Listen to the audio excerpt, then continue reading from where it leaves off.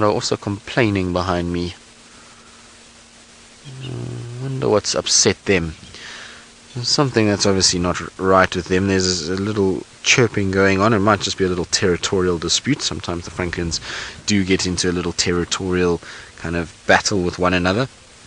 Then we'll find a situation where they'll have a little go at each other. So I think Hosana, unfortunately, though, is very sleepy. I don't think he's going to go anywhere at this stage. I think he's going to really spend most of his time sleeping. And there is a bird, well spotted, Senzo. So what have we got here? There's a sandpiper that we have there. So I just want to double check which sandpiper it is with my binoculars, because there are a few different types of sandpipers that we get here, and the easiest one is the common sandpiper. That's the one we see mostly, which generally has a very nice big white C over the wing area, whereas you can see this bird doesn't, which means that it leads us to a different culprit, which would be the wood sandpiper. So the wood sandpiper tends to have these big white stripe over the eye, and then it doesn't have that big white C around the wing section that you would see on a common sandpiper. And I'll show you exactly what I mean about the white C shortly, but a wood sandpiper is what it is. It's got that yellowish legs and that sort of greyish bill, and then that big white stripe over their eye. So nice to see them. They're not birds we see that often. You do find them here fairly regularly, but they also are a migrant. So they are the next of the migratory birds to arrive. It's the first one I've seen actually in this sort of period, so definitely some of the summer migrants are making their way. And I think after this cold snap and with that wind that we had yesterday, some of the summer migrants definitely would have been blown into this area.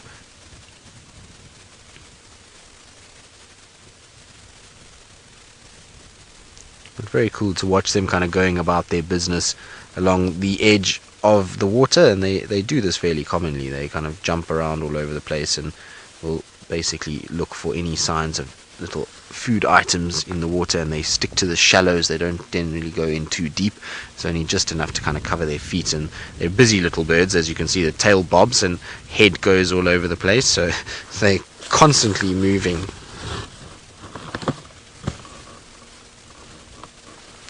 Now, I'm just trying to find my bird book in amongst this, so I do apologize about all the noise that I'm making. Now, Abigail in Canada, you're asking something that I'm actually not 100% sure about. I don't know. Maybe some of our viewers will be able to help us, but we want to know, is it true that birds can't smell? Now, in my mind, I would say no, that can't be true, given that they do have nasal pits on their beak, and that means that there is some sort of air that's going in there. I suppose they do need it to breathe, but I don't know, actually. I've never really thought about it and never read anything about birds not being able to smell. It would be an interesting thing. I would imagine that somebody must have the answer for us as to whether they do or don't, but I certainly don't know, to be honest. Right, now, where are my sandpipers? Here we go. Right, so if you can come back here just for a little bit, because I was talking about sandpipers, and there's 3 sandpipers that we get in this area that are quite similar, and all 3 of them are migratory birds, and they're tough to identify because of how similar they look. So it's these top 3 that we see over here. Now, the one that we're looking at is this top one at the moment, so that's the wood sandpiper that we've got at the moment. You can see that big white eye stripe that I was talking about, this greyish coloured beak and yellowy legs, and then this sort of spotty pattern coming down with a fairly clean wing area over here. So that's why we know it's this particular individual that we've seen now. If we come down to the green sandpiper, which is a much rarer bird, we don't see this bird nearly as much as the other 2. You can see the white eye stripe doesn't extend past the eye, and it tends to have a lot more kind of striated thick bars coming down the edge of the wing than what that wood sandpiper has. And then the common sandpiper, which is the one that we'll probably see the most this summer, is this individual. And I was talking about a white C that tells you it's a common sandpiper, and there is the white C over the edge of that wing. So that's how we recognize the common sandpiper. Also doesn't have that white bar over the face, so they're very good to see. Right, so we'll probably see all of these individuals over the next little bit. Hopefully we will see the green sandpipers as well, because they're a nice bird to have a little look at as well. But there goes our our sandpiper waddling off away from us with haste as it tries to find food. So we're going to sit and enjoy our sandpiper. Hope that these giraffe come down, and while we do that, I believe Brent Leo Smith has gotten into the birding swing of things this morning, as he likes to do, and hopefully he's got something very interesting to show all of you.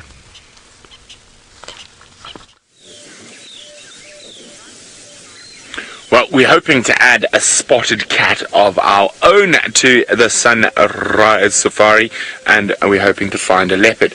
Now, there's a female leopard who spends a lot of time in this particular lugger, and there's a beautiful big fig tree that I've actually seen her in before. So we are moving slowly down the edge of this lugger, trying to see if we can find her.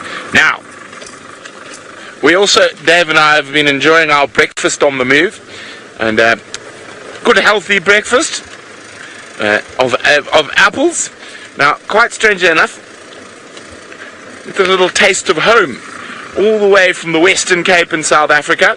So most of the apples we get here in Kenya come from South Africa. Kenya's a wonderful climate for growing lots of things, but not apples. Delicious.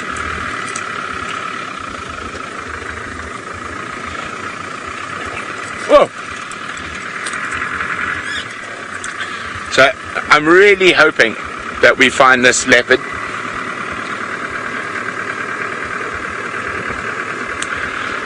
A wonderful good morning to you, Rebecca. Rebecca is wondering, how often do we overnight in the Mara? Well, it depends. It depends where we're working and what we're doing, but our sort of normal, our little work cycle that we've got between the three of us at the moment, and that of course will change when James and Scott come back, or one of us goes on leave, so it's constantly in flux, is that we've got sort of three different work shifts. One person for 3 days will do sort of normal game drive times, but when I say normal game drive times, for the Mara it's a bit different. So we'll go out just before the beginning of sunrise or sunset safari, and we will stay out till the action dies.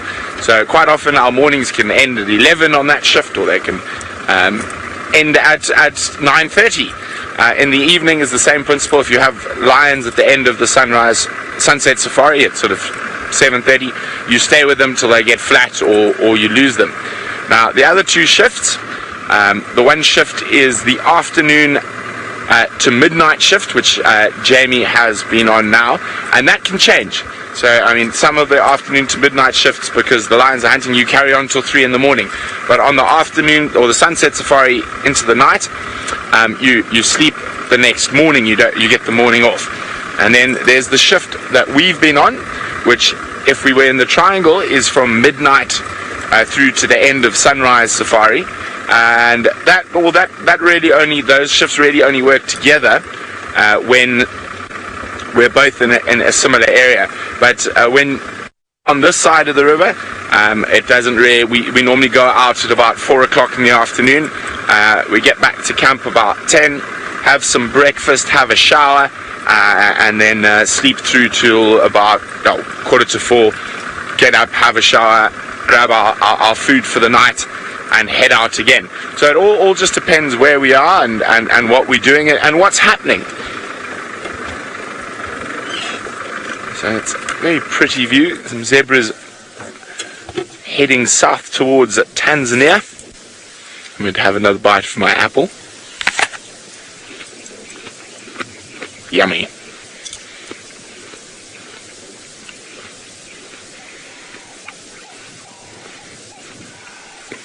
So I'm hoping that maybe that leopard's in that next thicket behind the zebras there.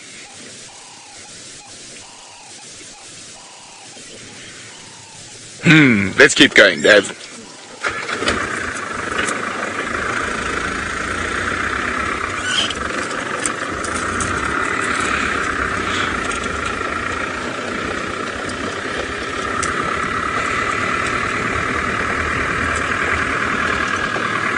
Just keep an eye out. This female leopard's got a sub-adult cub. I'm not sure whether it's male or female. Oh, you evil tree! two little broken branches look like leopard ears for a second there. I got very excited.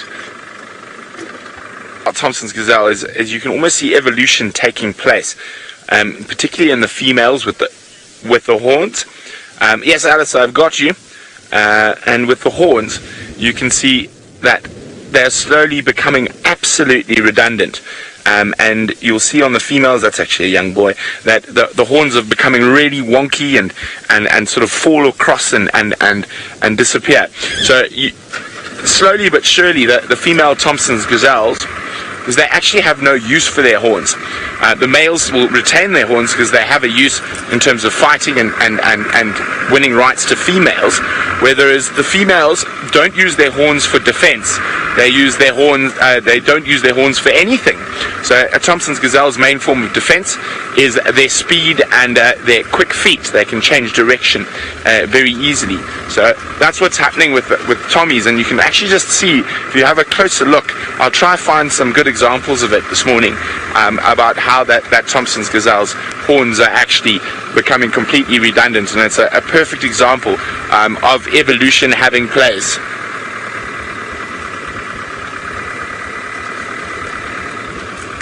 Sorry, Alice, can you go again with that, please?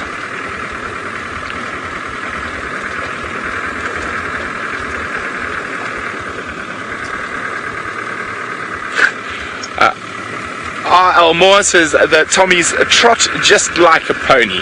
Well, a bit faster than a pony, but yes, they do have that little sort of forward, what's it called? Oh dear, I should know these terms. My mother was a horse rider. It's not a pirouette. Pirouettes when they go sideways, I think. No, that's a flying change. Oh, I can't remember.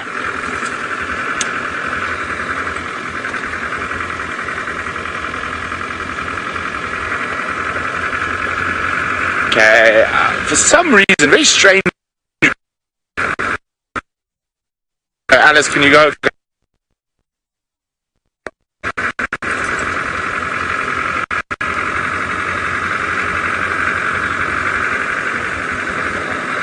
Oh dearie me, I think we've lost Alice.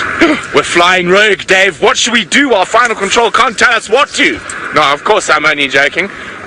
So we are still figuring out. We have put a radio repeater here. For some reason it's playing up a bit this morning, even though I can see it. So, but we are figuring out and putting repeaters and stuff in different places in the Mara. So hopefully in the next year or so we will be able to vanquish all gremlins, be they comm or signal gremlins. There are always going to be a few spots where it's not going to work. This isn't one of them. Okay, so I'm going to ask Alice and Megan and everyone not to go away from me just yet, because I think I've got a new bird species for everyone. And just try keep talking to me, maybe the comms will come back.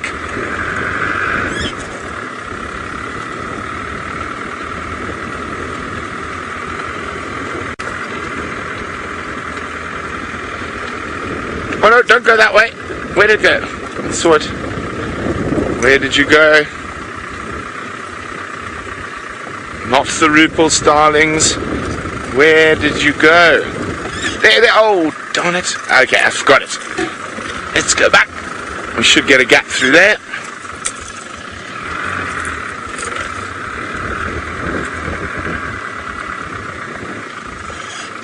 Oh dear, maybe not through there.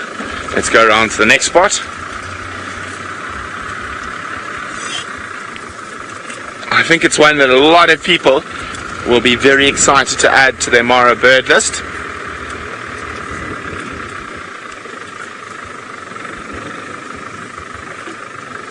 He's in this little croton up ahead of us.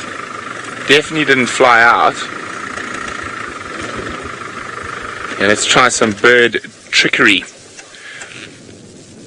Oh, I see it. Oh, he's flying. Which way is he going? He's gone behind and into the open. Let's hopefully sort of be a bit careful here. These luggers are quite steep and deep.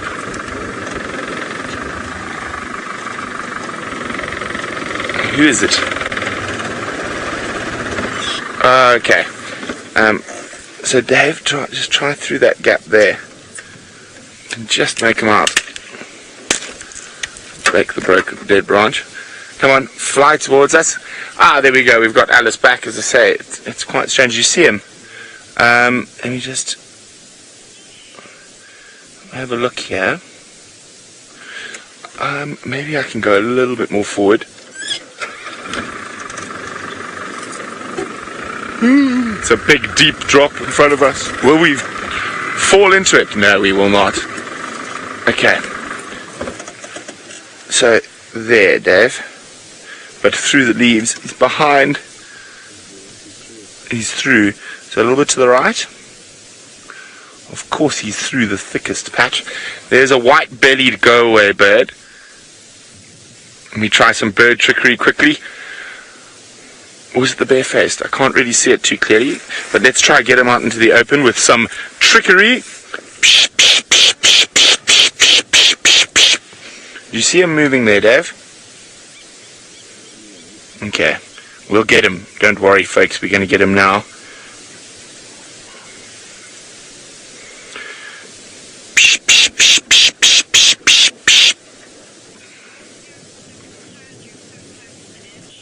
Oh, you see him hopping there? So I think... Wait. Just come out a bit for me. Man, how close are we to the edge? Can we sneak a bit further forward? Yes, we can.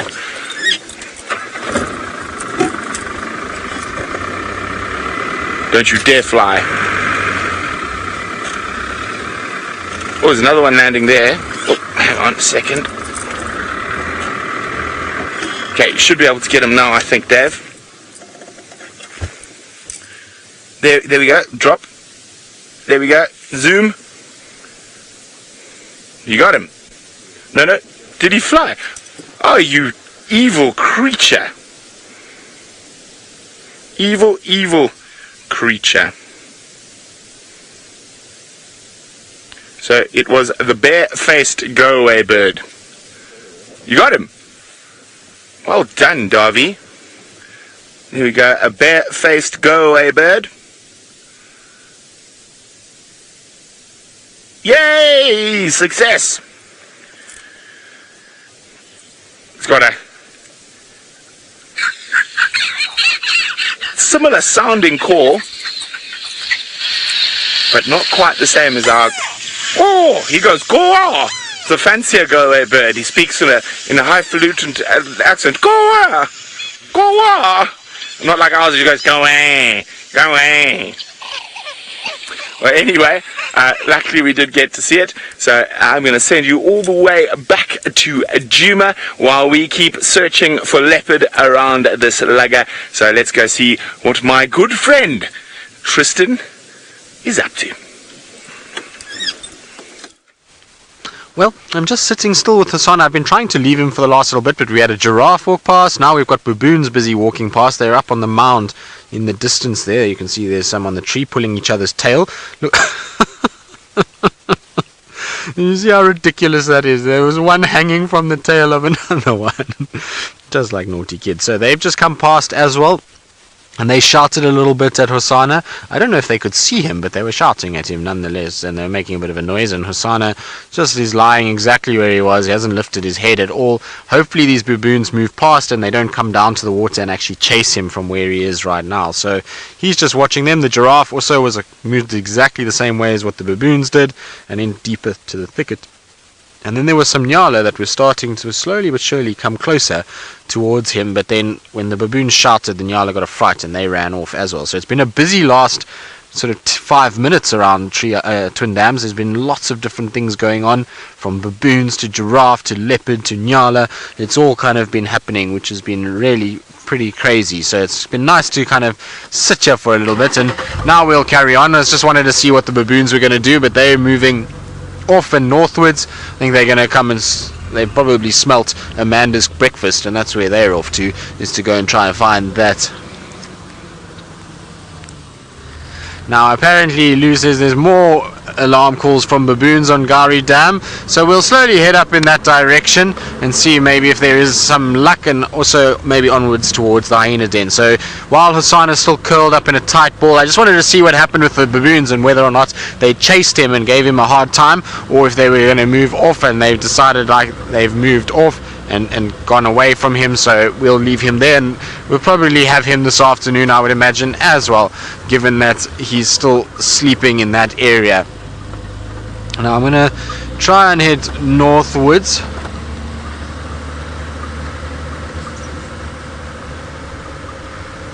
Now Maggie has got an answer to our bird smell story, and she says that there are various species, and two that we get here, vultures and parrots, that have quite well developed olfactory glands, which means that they can actually smell pretty well, and that they do have some sense of smell. So there we go. That means that some birds can smell very well and others not so well, but can still smell. So there is some sort of scent that does come through. So even though they do not have big nostrils, they can still smell. So that debunks that myth that birds can't smell. There are some evidently that can smell, which is quite nice. Right, now I'm going up Twin Dam slowly, just because, well, why not? If we're going to head up towards Gari Dam, and Twin Dams is the most direct route, it also means that maybe, just maybe, we bump into Tumba on the way as we go. So hopefully we'll find some sort of animal on our routes this way. And while we do that, let's go back to Tayla Mac, who is on another predator, but not one that is really as beautiful as the lions, cheetahs, or leopards.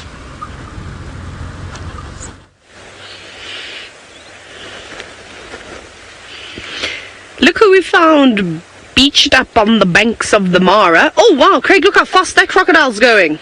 It's caught a current. Can you see it? Meow. It's not really swimming at all. It's just, or maybe it's on a tube of some sort and it's floating down the river. Remember, Craig, how we said we were going to come tubing along here? But there goes another crocodile. Sorry, that again got so distracted. I thought it was a log floating by, but it was not a log. There are many crocodiles in the stretch of the river. Actually, it's a very nice spot that this crocodile has got. It's nice and sheltered. It'll be absorbing all the warmth from the sun, and of course laying in the mud. But that is a scary looking thing, and that is quite a big crocodile. I would estimate it at 1, 2, maybe 4 meters, so not massive. Definitely some gigantic crocs out here, but fairly large, if not necessarily long. It's quite a wide crocodile. Sure, that must weigh maybe 500 or 600 kilograms quite easily, if not a little bit more, and is resting, because I have not seen this crocodile open its eyes just yet. Now, something that I've been chatting about quite a bit, and I'm really excited for, and I've mentioned it to you about of course, the crocs starting to prepare their nests. Now, I really hope that our cameras along the river are in strategic places, and maybe, because I like to go and play with them during the day and see what's happening, maybe we'll get lucky enough to watch a female croc prepare the nest and lay her eggs. Wouldn't that be amazing? Because we'd be not disturbing them at all, because I don't even know that the cameras are there.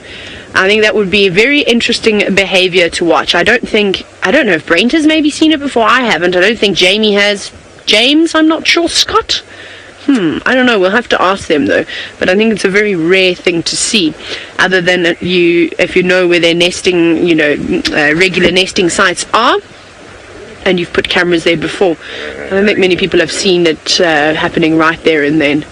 But it's getting a bit windy along the river's edge today, so we probably won't hang around here for too much longer. You may have heard some of the hippos grunting too. I don't think this crocodile is going to get up to too much at all, really. It's probably going to spend most of its day just basking in the sun. And I don't think it's going to be too hot either. There's quite a bit of clouds around at the moment. Right, let's carry on. I've decided to sit up over here today.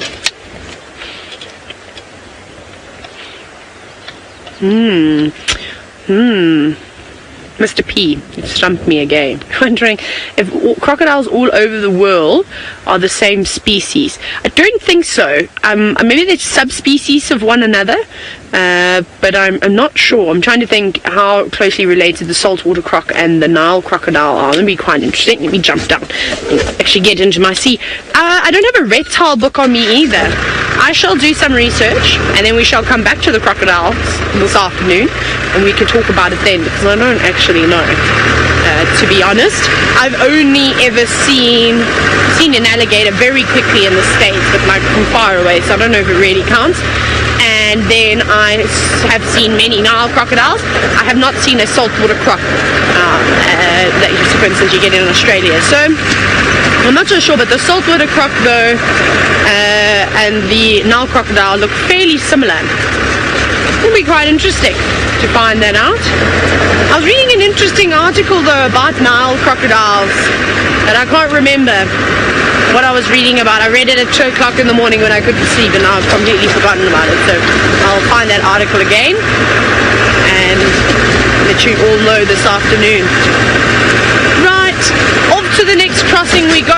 We're just going to do a quick loop and then start heading back towards home. Tristan, however, is with Thamba, the blue-eyed boy.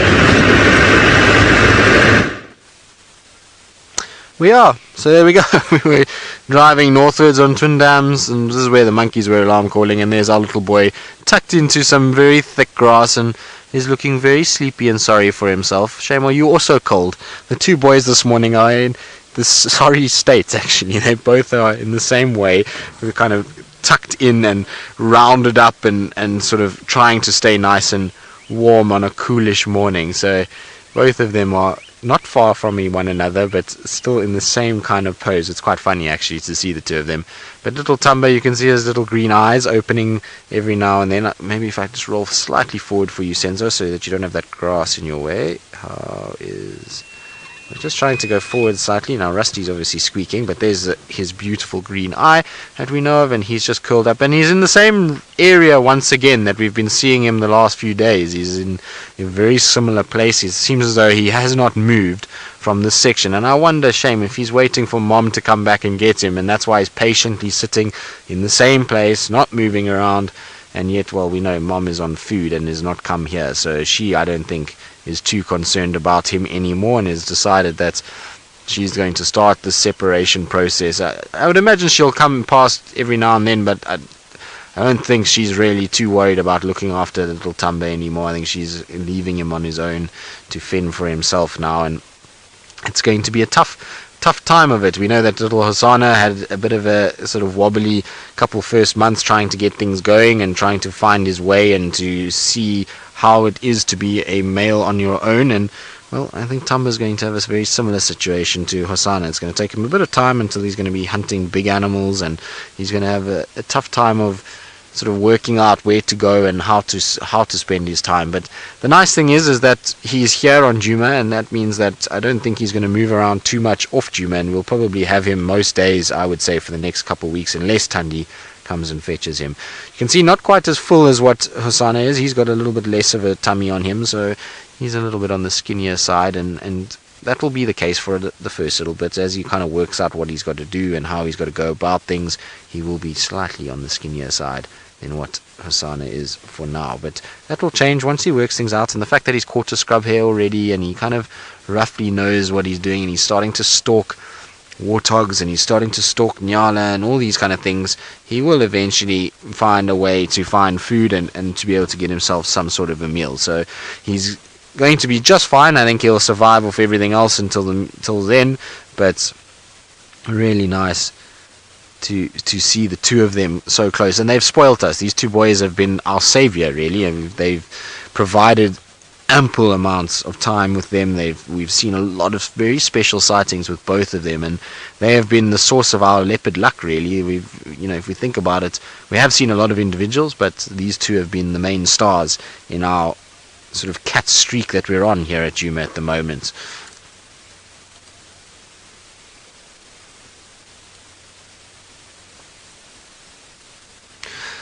Mr. P from Canada, you're asking if it's unheard of that 2 male leopards would form a coalition. Yes, as far as I know, I've never heard of a coalition of leopard, but I always wish there was one. I think it would be quite cool to see. But no, as far as I know, they've never been a coalition. I've seen males kind of been quite relaxed with one another and walk around fairly close to one another, and there's a bit of growling and a bit of hissing, but nothing too major, especially young males, but never a proper coalition that will lie next to one another, that will move around together and defend one another. That I've never seen. It's just not in their nature, not in their instinct.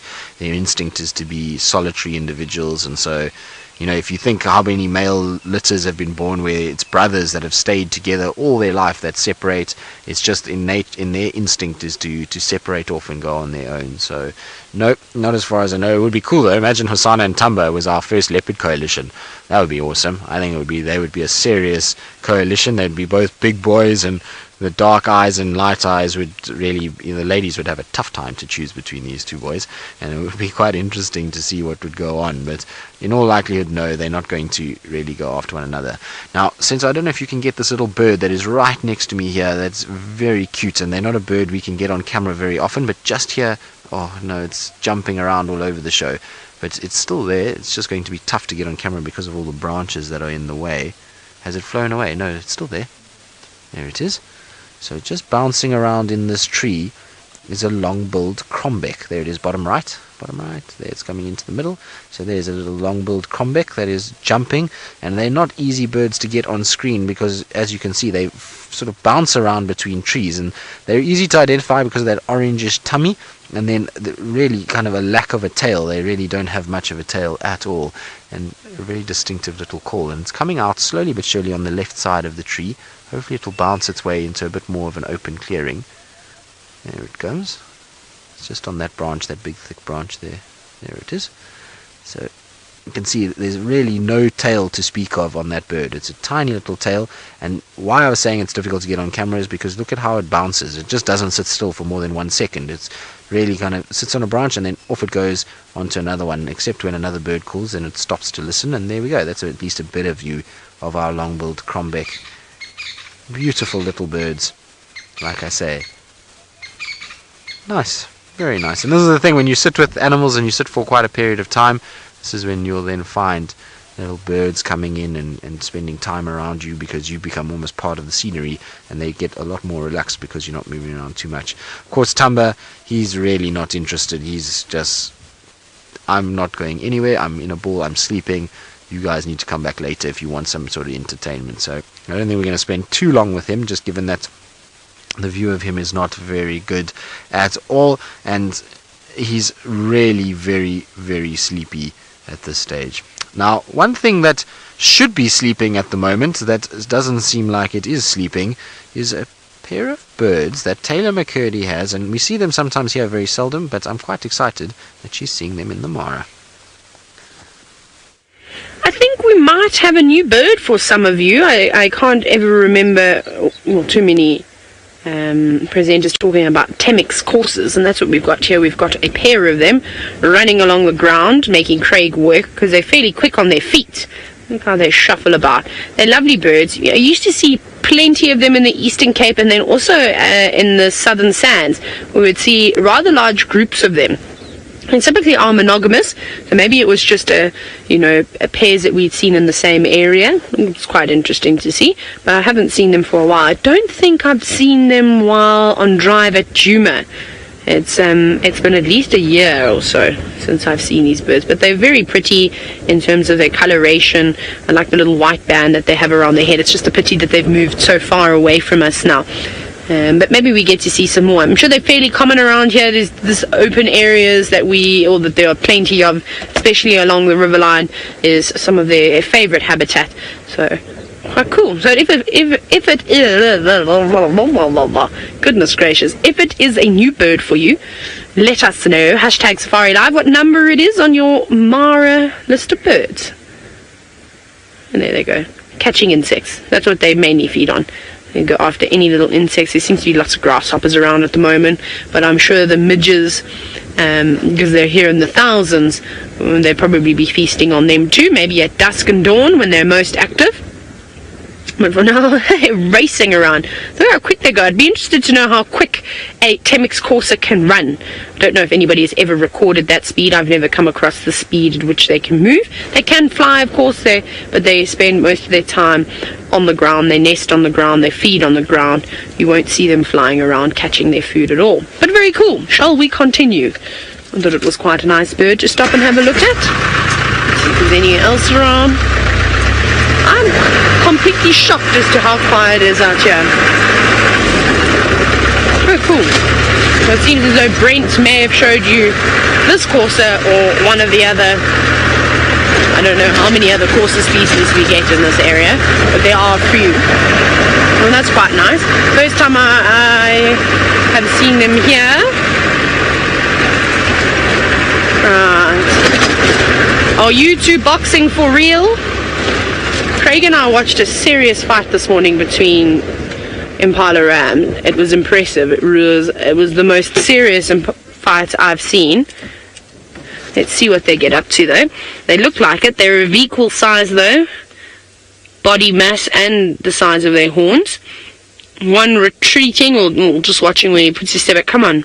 Hold your ground and fight back. But we saw these two Impala Rams and they were massive and they locked horns. We couldn't even see the Impala because there was so much dust being kicked up. There we go. You might even be able to hear the clashing of the horns. Look at all that. That's incredible. Really, really amazing to see them fight like this too. It's not often, and this is a proper fight. This is not them sparring.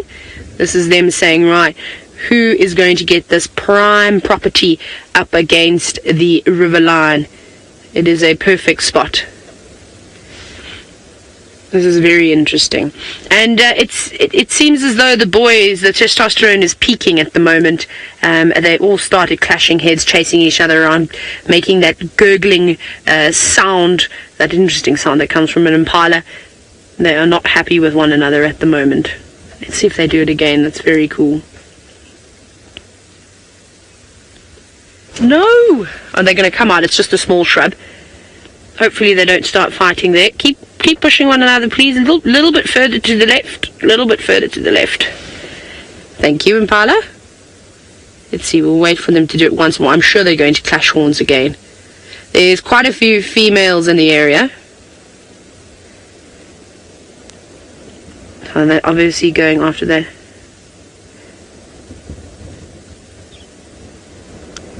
Come on, boys. There's lots of flies hanging around on them today as well. You can see those tails all still swishing. It's amazing how not only are they focused obviously on one another, but their tails still keep going to keep those insects at bay.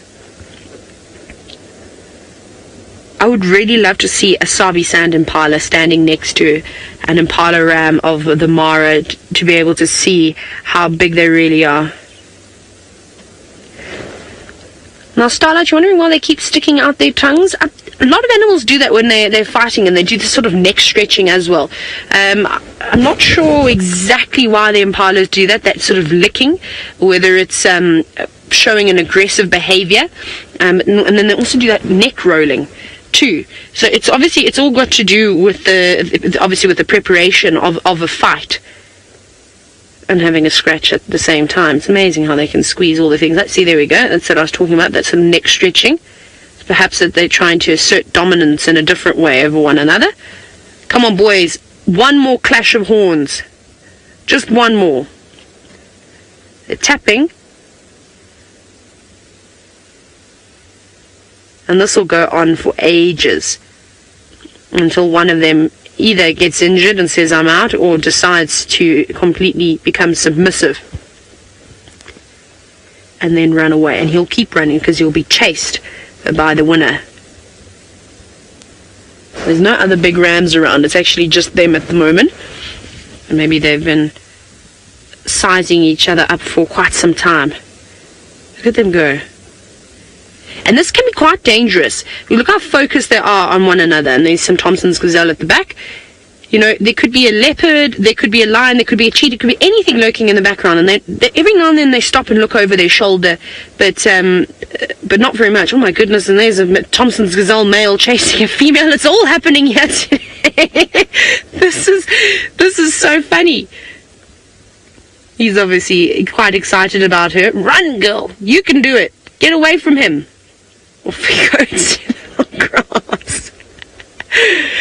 This is a very popular spot this morning, apparently, for the gazelle and the antelope species. Battlegrounds. Everybody to your stations. I'm really hoping, because I think you would enjoy to watch these boys lock horns again and push and shove one another. That would be ideal. Something's obviously bothering that one on the right. He keeps scratching his face, so maybe there's some flies biting him, maybe he's got a tick hanging around the face. It's actually something I haven't seen too many of is ticks, but I suppose I've spent all my time here in the car, and I haven't been walking around on some of these game trails where the ticks will sort of bulk up, ready to catch a ride on an animal, and well, get some food too. I didn't do it. You're wondering what will happen if one breaks a horn? Then they get dubbed one-horn Sean. Is the name that all the animals get when they become handicapped. Well, actually, they actually become even more dangerous if they do break a horn, because then basically one horn is like a knife or a sword and can stab its opponent a lot easier, and that's normally when you see fatalities within the different antelope species. It's not necessarily from one that's equipped with both horns, but one that's I don't even know if you could call them slightly handicapped. Like I said, they become more dangerous. So they're okay. It's not going to grow back. It's not an antler, so they only get one set for their lives, but they can manage without it. The only time that I tend to worry is we've seen a couple of wildebeest with no horns at all. Just both sides of them broken off. Obviously, very old boys. Now that's no good. If you've got no horns at all, you're going to be completely lost, and you're not going to be able to compete for a territory. And for the females, you actually just have to stand on the outskirts and maybe take up the unfavorable areas that the big rams don't want. Come on, you can do it, boys. And this is quite exhausting for them as well. Ryan, you're wondering who have I got my money on for this fight? I feel like we should do a bit more advertising for it. I'm gonna go with the scratcher, the one on the right. I feel as though, even though when we first started he was the one taking the steps back, but look at it now, the tables seem to have changed. Although it's jumping from one side to the other, back and forth. Come on. They want to make sure they line their horns up properly as well to avoid injury. And this is going to go on forever. So like I was saying, it's time consuming. They are burning away calories. This is time where they should be spending feeding during the day, but they're not. They're battling it out. But they look in a very good condition at the moment. Obviously, there's lots of nice vegetation for them to feed on, so there's not real concern for their health. So hopefully the few hours that they'll take out to battle it out, and because they're of equal size, this could go on for ages before one of them backs out. Maybe it's going to be a challenge of not who's stronger, but who's got the most stamina, so who's fittest and can actually keep going. And that's what happens too, is one might burn out before the other, and even though he might not be the smallest, he could be the bigger one of the two. But if you're not fit enough and able to keep going, it's like boxing. It's great if you avoid the punches every now and then, but are you fit enough to keep going for all those rounds, or will you cave in before the final round? This is amazing to see, though. They are so big. I still cannot get over how much larger the Impala are up here. It's like they're on steroids. They really are enormous. Now, I don't know if it shows well on screen, but I mean, they're almost like maybe half a size bigger than an Impala in the Sabi sand. They're taller. Even the females are taller. Their horns are at least double the length and width. I mean, their display is so wide. I almost confused them for a kudu the first time I saw them. Obviously, I'm talking complete nonsense. It's almost impossible to confuse a kudu with an Impala. But, I like to exaggerate. Oh, I was really hoping they were going to push and shove on another. It's also quite nice because of the wind that's blowing slightly, so it exaggerates the dust that's being kicked up too. And it would be a photographer's dream to sit here and get a fight like this. You don't often get to see it. You've got to be, again, nature's all about being at the right place at the right time. You can miss hunts so quickly, you can miss fights even easier. Now, Piper, you're wondering if the Impala want to actually injure one another. If it comes down to that, yes. If it means that is how he's going to win the territory over, then possibly. But Impala are not as aggressive as, for example, a waterbuck. Waterbuck often fight to the death. Bushbuck are the same, and gemsbok also challenge each other, and most of the time it ends up in a fatality. So ideally, what they would both want here is that one of them acts submissively and then retreats, and then that's how it's done. So a couple of clashes of the head, and then they can move on. Let's see, the one on the left seems to be moving off. Is our contender on the right going to follow? I don't think it's been decided just yet. I think that this is going to go on for a while longer. Maybe they'll meet back. Perhaps they're going to their corners of the ring, have a sip of water, maybe a rehydrate of some sort, and then they'll be back at it again. Very cool though. Nice to watch that behavior. Let's go back to Tristan, who's got something that would love to eat one of these impala. I definitely think so. Not that he would be capable of doing it right now, given that he's almost passed out at this stage. But I think Thamba is sitting dreaming of a big impala. He stood up just now, and he's not thin, but he could definitely do with some sort of a meal. So it would be nice if some opportunity came his way and he was able to grab it and get a nice, decent meal and not get stolen by the hyenas or anything else. So something like a little daiko that he can put up into a tree and feed off over a 2-day period would be really good for him. But you can see he's kind of curled back up again. He was up and then he just turned and decided, that's it, I'm going to sleep just like this.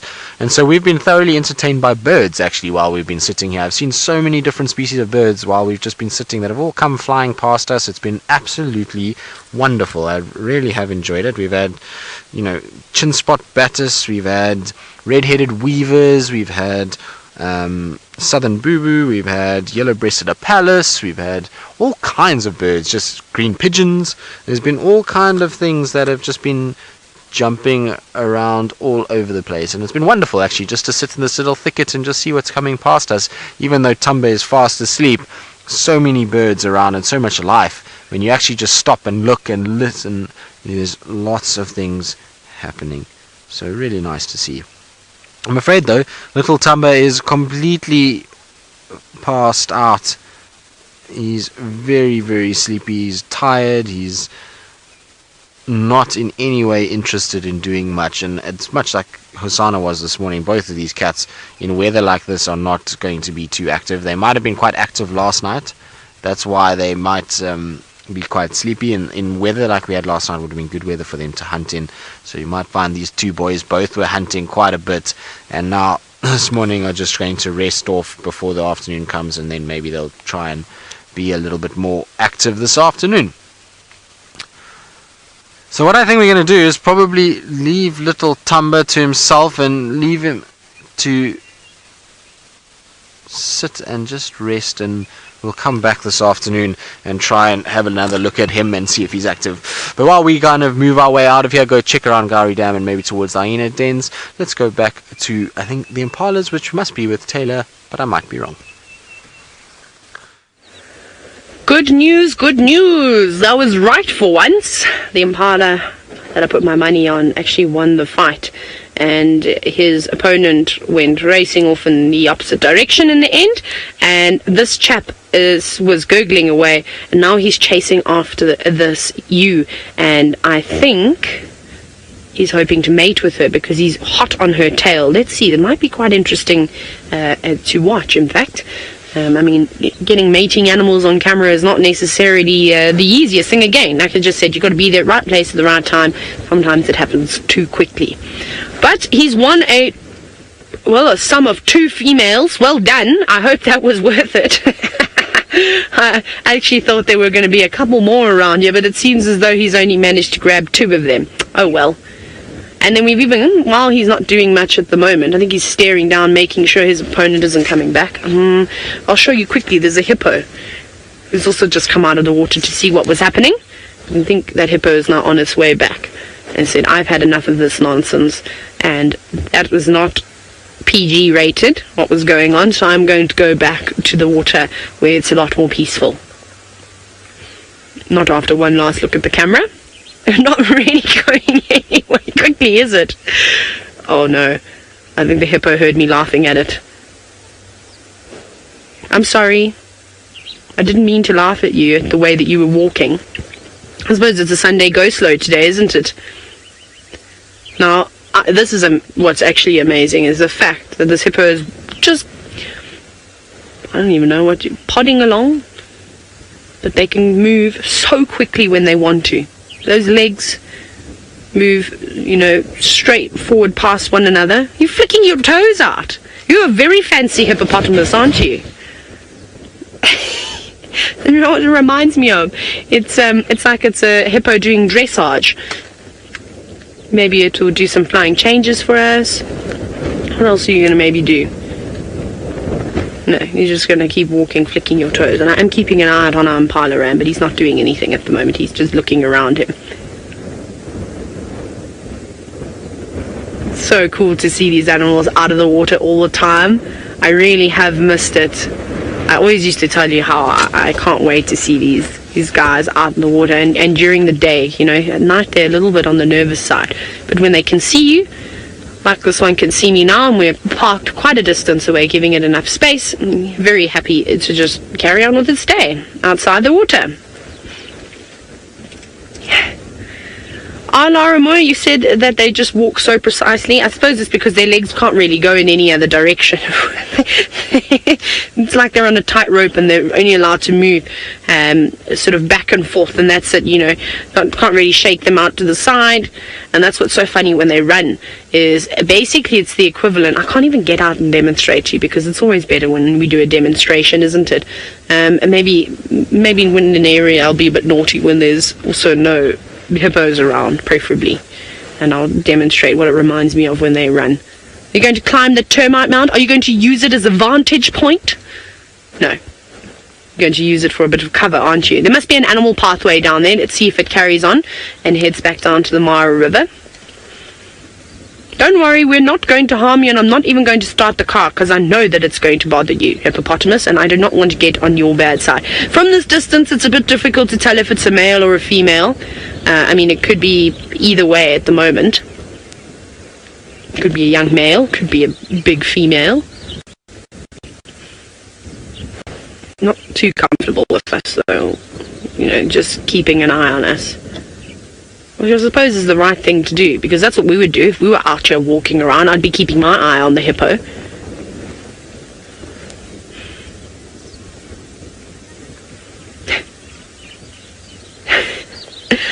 Oh man, you said the hippo is saying, are you laughing at me again?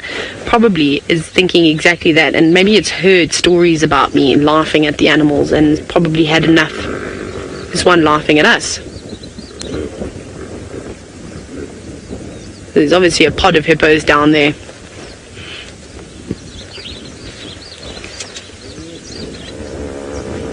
No, I didn't do it. You're wondering if lions would ever go for hippo outside of the water? Most certainly. They definitely would, and I think the lions out here take down hippo every now and then, especially the bigger coalitions of males and the bigger prides. One lion versus a fully grown hippo will be difficult, if not impossible, unless it was severely injured and on its deathbed. But otherwise, a hippo would probably do quite a bit of damage to a lion. Do you remember that video that was circulating on the interweb recently, where a lioness just walked up to a hippo that was sleeping and then bit it on the bottom, and the hippo turned up and then bit the lion? I thought that was quite a funny video. That lion was very lucky to get away unscathed, because that could have gone horribly wrong. But just the whole situation was hysterical. I thought, lion, what on earth are you doing? Obviously didn't realize that it was alive, and I think if it knew that it was alive, it probably would have left it alone. I thought we'd just take a chance. So there we go, just shows you opportunistic feeders. Let me just see if I bite its bottom, if it will get it to move. There's a little bird on its back now too. Now, Christina, a question, you're wondering if there's any truth behind hippos being one of the most dangerous animals to humans. Most certainly. They kill more people than the big five put together. Can you believe that? So yes, there are. Most of the casualties occur. Hippo, don't be ugly to us. We're just sitting here watching you. So most of them happen in the rivers. I mean, the Zambezi is, I can't tell you how many times a week we were told that while I was working there, that someone was either eaten by a crocodile or killed by a hippopotamus. It was almost not an uncommon thing. It was very sad. Again, it happens in areas, rural areas, where people are still using the river to bathe, to wash their pots and pans and clothes, and normally if they're traveling via mokorals or flimsy canoe type things, not a proper boat, then yes, unfortunately they'll get into a bit of trouble. And then the other is getting in between a hippo and water is never a good idea. So be careful of those two things. I actually watched a video last night. I can't remember where I watched it. Maybe it was shared on a group or something, where there was guys on a macaral going through a channel. It looked like it was maybe Botswana or something. There was a lot of water hyacinth, which is an invasive species of plant that grows all over Africa. Unfortunately, it comes from South America, and it takes over the little channels. And they were just sort of meandering through, and the next minute they spotted this massive crocodile that must have been in excess of 5 meters. And this croc came swimming past and actually splashed water. Well, obviously tried to propel with its tail, and looked like it almost knocked the guys out of the macaral. So you have to be so careful. And crocodiles will leap out of water. I'm sure that you've seen the various videos of when people feed crocodiles, and I'm not all for feeding wild animals, and they launch themselves out of the water almost completely vertical. So that petrifies me. And to go in something that's only a couple of centimeters above the water, oh my goodness. No, thank you. I'm okay.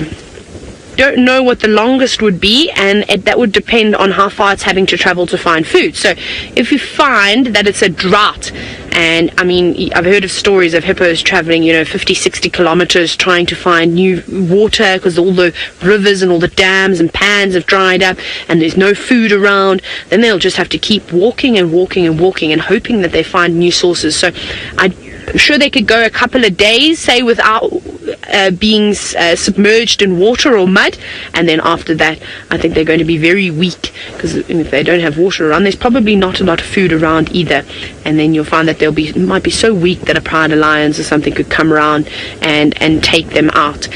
So they can move huge distances overland, except they're not equipped for it like an elephant with thick, tough skin.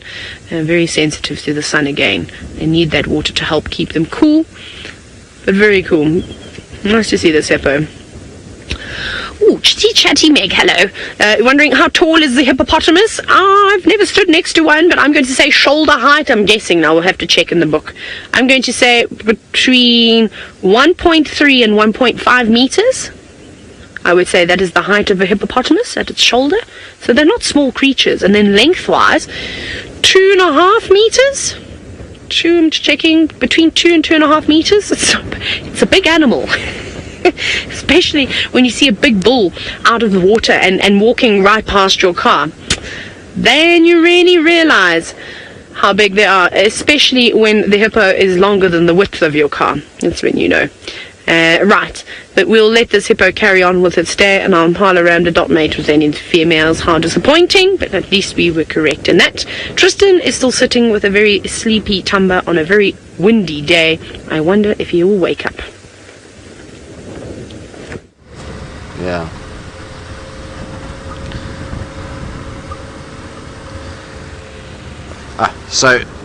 Sorry guys, I don't know why I could not hear anything. We were driving around and we were discussing Vuatela Camp and Galago and coming to visit here, and that it's a very reasonable place to come and visit, and a great place to spend some time in the Sabi Sands. So we were just talking about it and coming past Gowrie Dam and checking what's going on. So I do apologize, I didn't have any comms. I didn't notice that when I was leaving Tumba my earpiece fell out of its socket, and so now it's back in and I can hear again, I think, hopefully.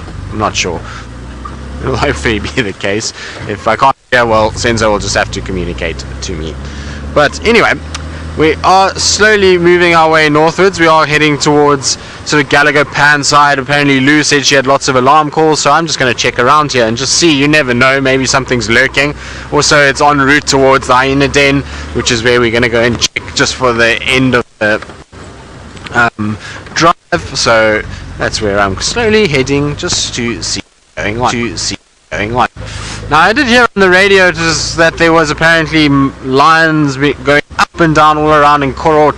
It seems like they were chasing each other, and I wonder who that could be, because at the end of the day, there really could only be the Birminghams around, and I wonder if maybe the Torchwoods and the Sticks or something didn't meet up on Nkoro somewhere, or there must have been an intruder in terms of other male lions. We know there are some other male lions right on the fringes of the Kruger Park, and even the Matimbers also, they spend a bit of time in that area, so who knows if maybe they're the ones that ended up causing trouble. Now apparently my mic pack is also causing a bit of audio breakup, so I'm just going to try and fiddle with that and try and get that right as well, so it's all going a bit pear-shaped. Is that better? There we go. Senzo says it's better. There we go. Thank you, Megan. There we go. Sounds better. Now, like I said, I'm just slowly going along here. Hang on a second. What is that?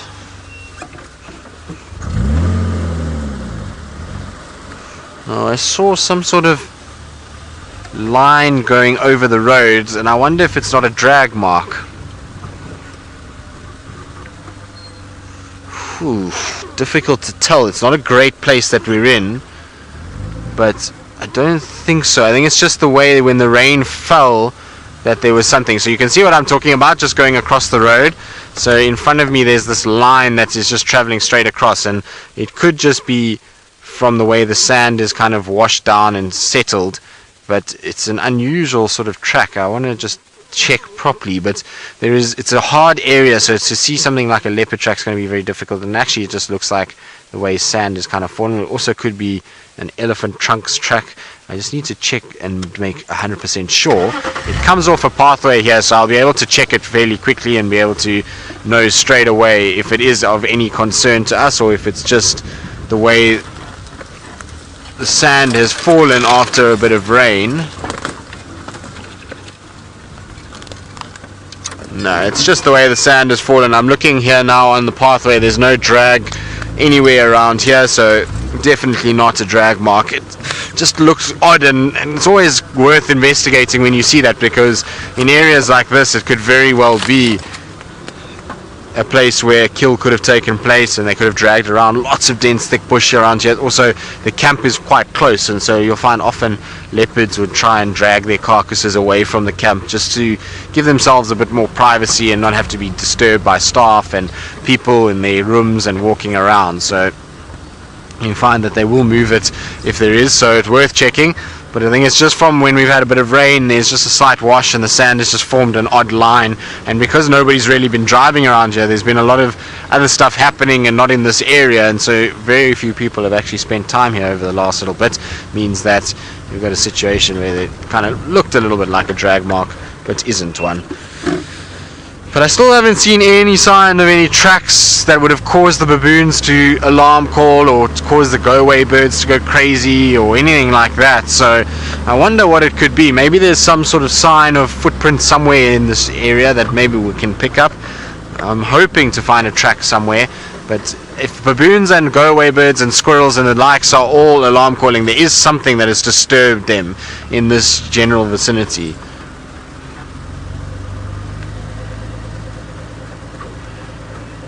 Chitty Chatty Meg, you're asking probably a very clever question in that you're saying, could we find the wild dogs given that they've got a tracking collar on their neck? Now, yes, I suppose we could find them that way, but we don't actually get that information. So I don't have access to the code for that tracking collar, and so that means that I can't get the actual positioning of it. It's for the researchers that are doing the research on them, who luckily is a friend of mine, which means that I can actually just call on him and try and find out. Now, Senzo spotted something, and so did I, at the same time here, and I want to see what it is. I'm not 100% sure it is anything. It might just be a stump, but both of us kind of looked at something at the same point, I'm sure I saw the same thing as you, Senzo. There, it's just a stump. Yeah. So we both kind of saw the same thing as we were going past, and I just saw Senzo out the corner of my eye staring in that direction. So we don't actually have access to it, but he is a friend of mine, and I could ask him exactly where the dogs are, but it only downloads every 8 hours, so it would have only downloaded at 6 o'clock this morning, and then after that he won't know where they've gone. And at 6 o'clock, from 6 o'clock till now, the dogs could have covered quite some distance, but also they haven't crossed back from Arethusa, so either way it's out of our traversing, and therefore to go and try and look for them is not going to really help. The guys in the west have still got them that side, so you know, we'll have to wait until they cross back this way, and then maybe the tracking collar would be useful. But it's the collar for it is not really designed for us as guides to track it.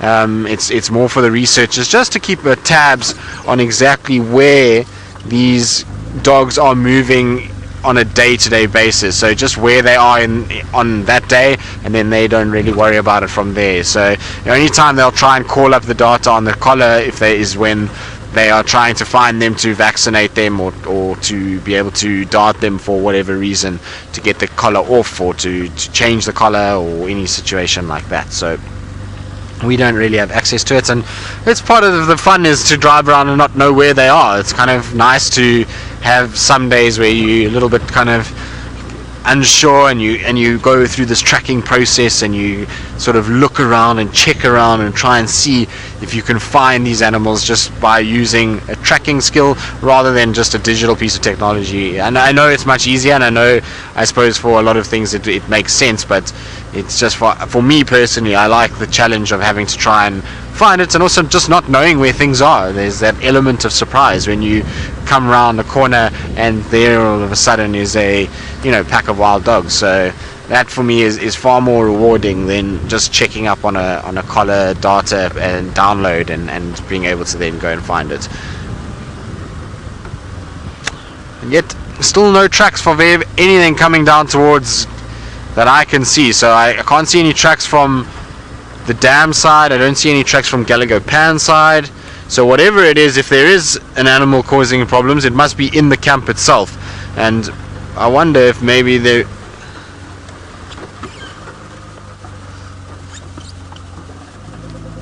these are hyena tracks, so those are not the tracks that we're looking for.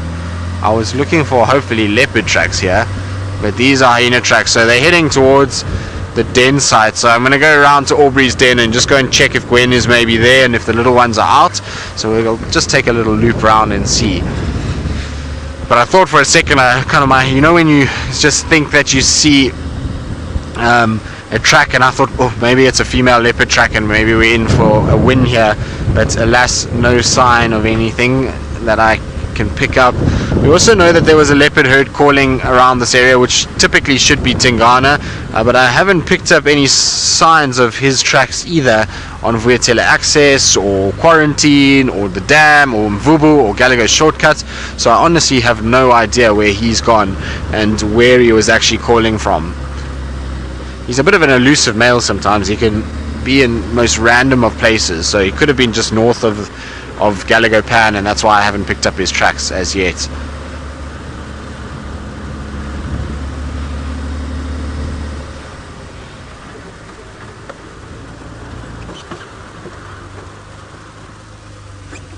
Darlene, you're asking if I've ever witnessed the birth of a leopard, lion or elephant. Leopard and lions, no. Hang on a second.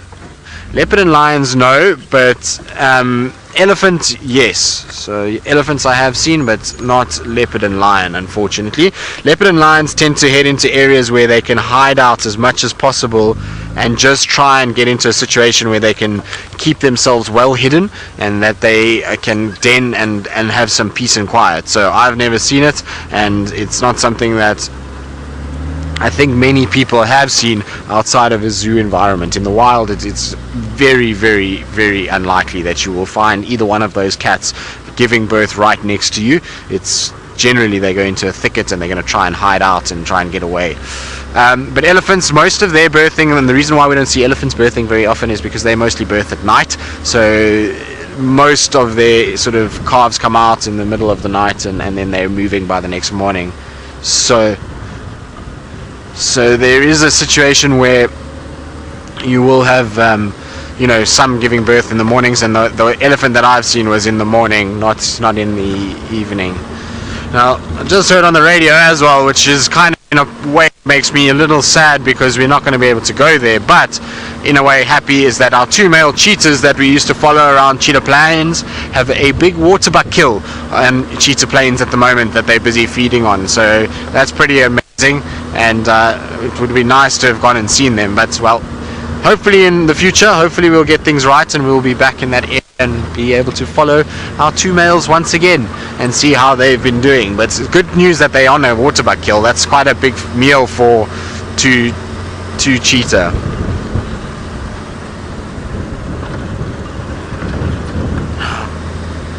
The tracks that I was looking at just now, sorry, when I was answering the birthing question, was just for hyenas. I thought they might have been a leopard track. It was in very odd sand and soft sand and didn't look quite right, so I wanted to double check, but it was for a youngish hyena that had been moving around there. So again, not something the baboons would likely alarm call for. They're not animals that do alarm call for things like hyenas. It's only really for lion or leopard that you'd find baboons really going crazy. Might do it for the dogs as well. Sometimes the dogs will cause a little stir amongst, and apparently my mic pack is still not working very well, so I'm trying to just check it and make sure that we get some semblance of good audio. Don't know why this mic pack, some days it works really nicely, like yesterday afternoon we didn't have any issues, and then this afternoon. So Senzo says it happens when I'm turning, so maybe I'm going to have to just try and sit dead still and just like turn my neck slightly and not move the rest of me. But is it better now, Senzo? Now it's better. I'm getting the thumbs up, which means I'm not in trouble anymore, which is good news. Right, now Hyena Den is just coming up on the left hand side fairly shortly, so hopefully it will be active, hopefully it's going to be busy, and we're going to end up getting a situation where we're going to see some little hyenas playing around to finish off our morning. It would be a wonderful way to finish off the morning. You can actually see the tracks for the wild dogs from yesterday where they came across in this direction. They were all running west over the road here. So this is where they were yesterday. They were just on the other side of this ridge, and I wonder if they didn't disturb the den, and hopefully she hasn't then now moved her little ones away. And wild dogs are obviously something that hyenas don't really like, and hopefully we have a situation that the hyenas are all okay.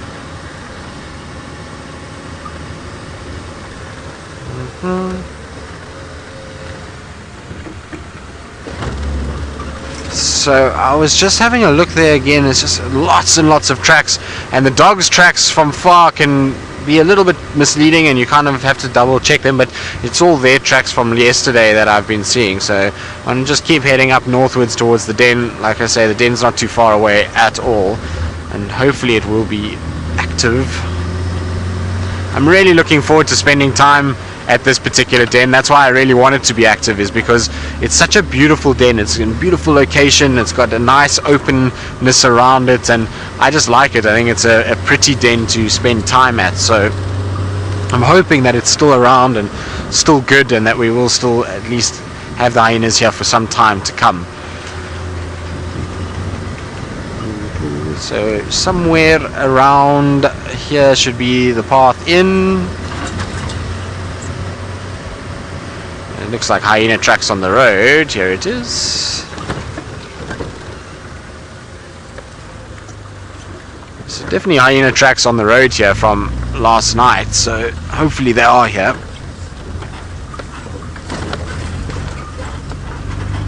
And also it's a much nicer entrance than the one off Gallagher's Shortcut. The one off Gallagher's Shortcut, you feel like you're about to be bounced out as you go over a whole bunch of stumps, whereas this one is very gentle, very pleasant. It's almost road-like as you make your way in, so nice to have this kind of a den. And it's very open though, which is, I don't know if it's a good or a bad thing for these little ones, but so far it looks as though it's quite quiet. I don't see any sign of hyena from where I am now. Not to say they're not on the other side here. There is a little opening on the top side, which is where they were spending their time, so let's have a look.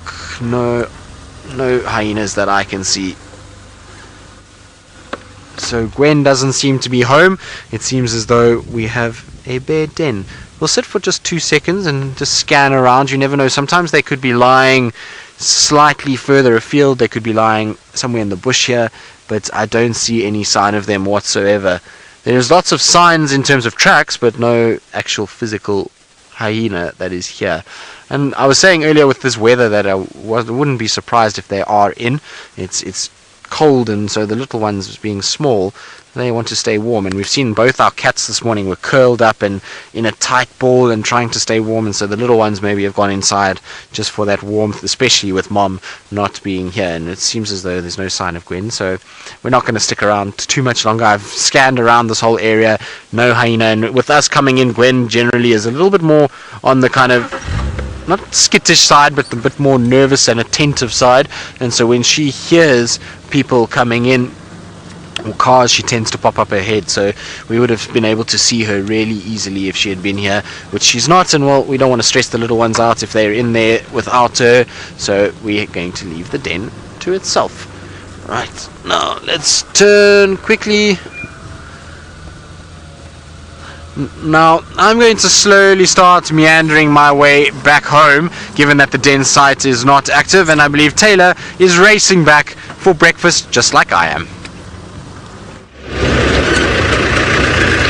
Hi everyone! So I just wanted to show you something very quickly here on the right. So I don't think there's a crossing about to happen, it's just zebras going down to have a drink of water. But there's also some giraffe down there too, having a sip of water, but unfortunately this is a non-off-roading area, so I can't go any closer. But quite cool to see them gathering here. Now, speaking of the zebra that are all grouping together, Karen, you were wondering, what is the current location of the migration? That rhymes, it's quite nice. I suspect most of the animals have already crossed into Tanzania. There are apparently still some large herds in the northern conservancies of this area, and then there's lots of wildebeest down near the Sand River in the National Reserve, heading back south towards Tanzania. So I think everybody is on the way that side. The grass is so short down there, it's ideal for these animals, and then we've had so much rain, so it's green. I don't know if these animals are going to come back. Maybe they will surprise us. Maybe, but I haven't heard anything here around the triangle. Purungat Bridge, there's a couple of small herds, a couple of hundred here and there, but not in the thousands. So yeah, so unfortunately they've headed into areas where we can no longer go. There's the giraffe. Hello, giraffe amongst the stripes. That's quite an amazing shot, don't you think? And what's he going to do? You're going to walk straight through the giraffe? Are they going to part and make a gap for you? We're just going to stand and stare at them. That's actually a really nice scene. There's a couple of zebra running through as well. That's to me is like a very iconic Kenyan shot, to have a giraffe with all the zebra. You could probably trick somebody and say it's the shortest giraffe in the whole world. Whoa, there they all come running up now. Giraffe, you've just scared everybody. Off he goes. He's so tall. He is massive. And he looks like he's a fairly young giraffe too. He doesn't look particularly big and strong just yet. Right, an amazing scene to end off the last shot here in the triangle. But let's go back across to Tristan and see if there's any hyenas at that den.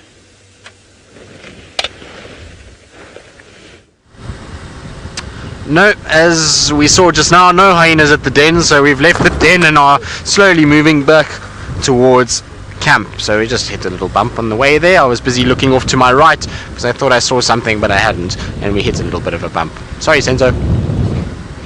So we are, like I say, going back home. There's not really much else happening out here. Lots happening on Torchwood and on Cheetah Plains. There's lions on Torchwood.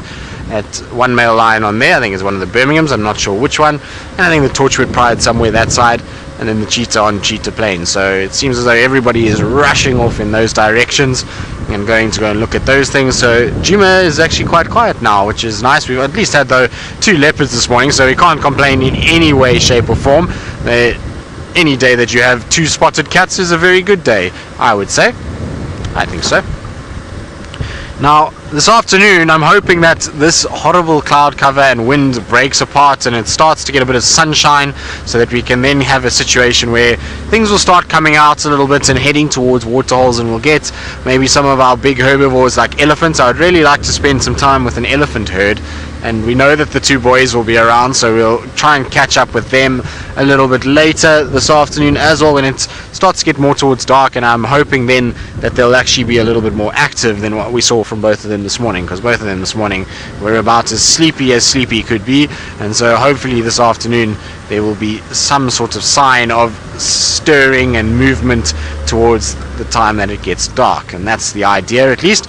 Might also head towards Chitwa this afternoon, go and check up on Thandi, see how she's doing, because yesterday's sighting, well, all we saw was paws and a tail, so we didn't see much of her face, and see if she's still at that carcass and still feeding. I couldn't get a clear update this morning as to whether she's still there, but maybe that will be our plan, is to head that side, and maybe we'll get lucky with something at Chitwa Dam. It's a good place for elephants, and hopefully we'll find some sort of sign of them there. Sound like a good idea, Senzo? Yeah. Good.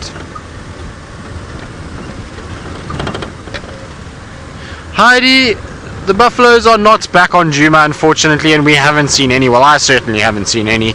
Not a single buffalo in quite some time.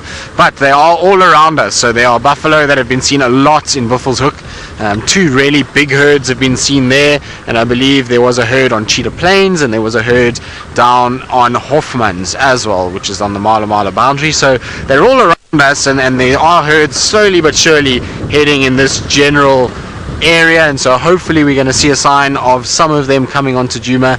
Now the problem is that all of them that have been moving towards this area have unfortunately been pushed off by lions. So, you know, there's lions between them and Djuma at the moment, and hopefully they'll be able to get in and we will be able to see them fairly shortly, because really it's quite nice to have them around. And I would like to remember what a buffalo looks like, and not just from pictures, but actually to see one in real life. It's really been that long.